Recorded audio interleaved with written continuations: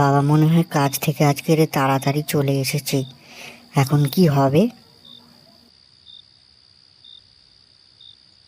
কিরে, তোর এখন আসার সময় হচ্ছে? হ্যাঁ, কটা বাজে খেয়াল আছে?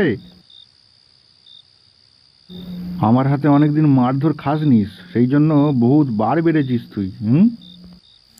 আমি কি করব? সঞ্জুর বলটা তো পুকুরে পড়ে গেল, ওটা তুলতে গিয়েই তো দেরি হয়ে গেল। তোরা না 7টার সময় পড়তে বসার কথা?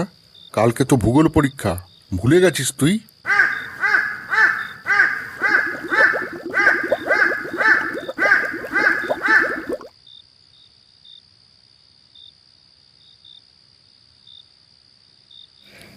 এই খোকা, দাদু ভাইকে বকছিস কেন তুই? দাদু ভাইকে একদম বকবি না।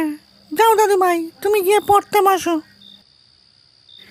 যাক, খুব বাঁচান বেঁচে গেছি আজকের।